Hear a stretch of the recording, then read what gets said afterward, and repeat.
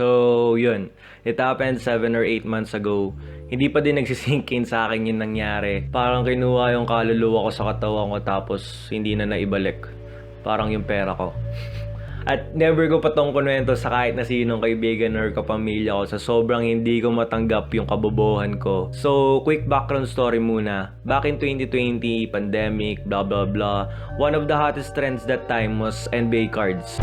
In 2021, I got hooked. Ang daming taong nagkakapera. I started to join groups sa Facebook, Reddit, etc. Then, that time, nag-open ako ng small online business which is earning enough para makabili ng mga cards na gusto ko. Unti-unti hanggang sa nagagalaw ko na yung ipon ko, and that time, naghahanap pa lang ako ng trabaho so wala talaga akong ibang source of income. I became obsessed sa hobby na to. Panay story ako sa Instagram, tweet ng tweet sa Twitter, para akong tanga. Anyway, fast forward to November, there's a small group in Facebook na nagbebenta ng mga NBA cards. Even sikat na basketball players and artista nandun. So legit talaga siya and hindi ka basta-basta makakapasok sa group na yun. Then in this hobby, there are these boxes na pwede kang makapull ng magandang card. Then boom! Pwede yun umabot ng libo-libo. Then para ka nang tumama sa loto. So one day I came across this post na nagbebenta ng mga box na tinutukoy ko. And below 2 to 3K price na binibenta. So marami talagang nag-mine actually. And sinuwerte ako. Akala ko, kasi napili ko yung Lakers and kaka-champion lang nila noong time na yun. And of course, LeBron James. Yun yung pinakamahal na nagastos ko sa hobby na to, and yun na yung halos lahat ng pera ko. It was 18,500, then natawaran ko na 1,000. I thought, good deal, ang bait ng seller, and meron na siyang 5 other transactions sa group na yun. Fast forward again sa November 28, araw ng kamatayan ko. Nag-meet kami sa SM Marilao Starbucks since halfway. It was a good day, maulan, umupo kami doon, nagkwentuhan. Looking back, he was hyping it too much na ako raw yung pinakamaswerte sa bumili, blah blah blah, which is very normal behavior naman sa isang seller. Then, 2 beses siya binring up kung gusto ko daw babuksan yung box para ma-check. Pero dahil nandun yung inner child ko sa lamesa na yun, sabi ko mamaya na lang pag-uwi dahil gusto ko pang masolo yung amoy ng bagong cardboards. Fresh from Canada. Then, after 1 hour, inabot ko na yung 17,500. Potang inang yan, ang sakit. Shake hands, then umuwi ako na parang may milyones sa bag. Pag-uwi ko, natulog muna ako. Around 8 PM, nag-start na ako buksan yung box. And sobrang bobo ko pa dahil hindi ko man lang naisip na videoan yung pag-open ng box. Then biglang sumagi sa isip ko na what if fake yun or something. Kasi madami na ding naloko sa hobby na to. 100 million times na higit pa dun sa pera na ininvest ko. So after ko i-open yung box, minessage ko agad yung legit checker ng group. Then pinakita ko sa kanya lahat ng cards. So around 11 PM, nag-reply na siya and notice na parang luma na daw yung ibang cards. And hindi nagtutugma yung lines na dapat makikita mo sa isang 2021 cards. Long story short, nakipagkita ko sa kanya. Sobrang bait niya kahit sobrang busy siya. Salamat sir.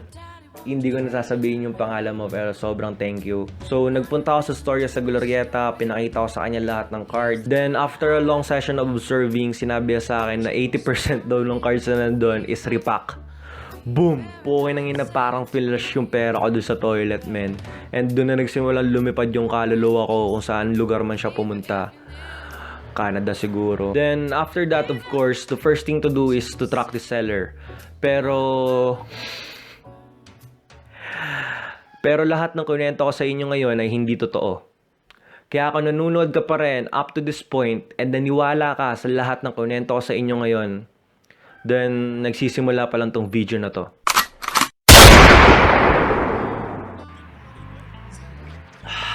So, back in 1980 or something, nag-start mag-rise yung tinatawag natin ngayon na internet. We're riding on the internet. Which is back then, it was only email, buy and sell, dating site. Everyone is saying na ano tong kagaguhan na to, saying na puro panluloko lang yung mangyayari dyan.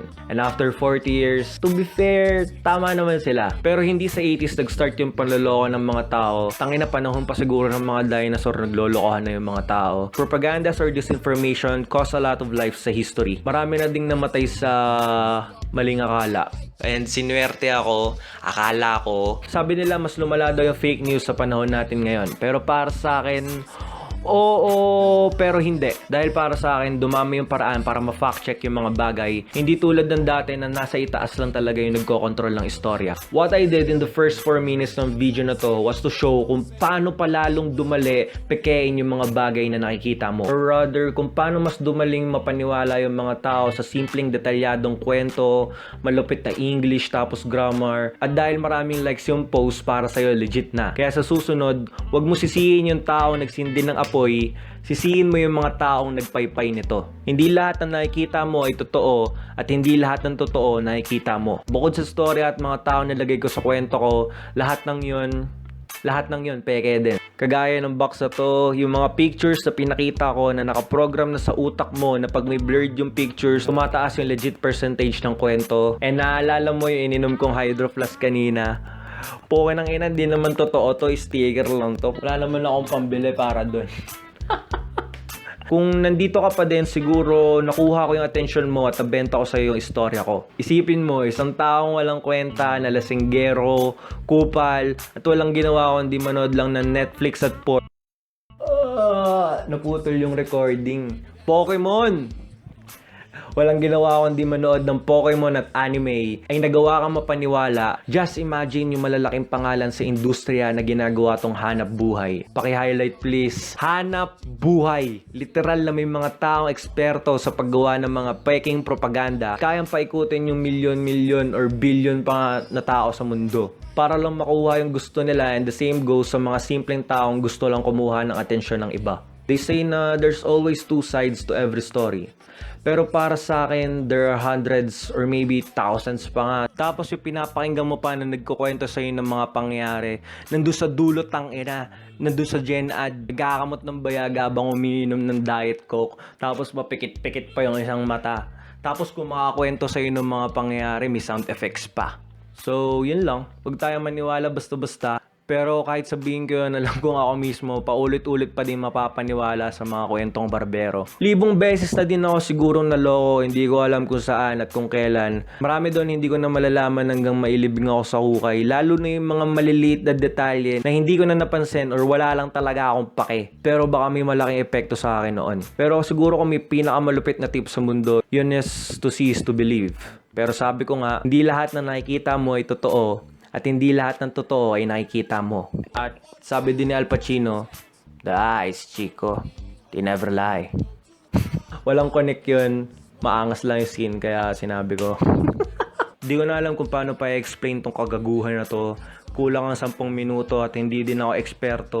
Pero siguro gets yun na yung point. So, puputulin ko na lang to tapos...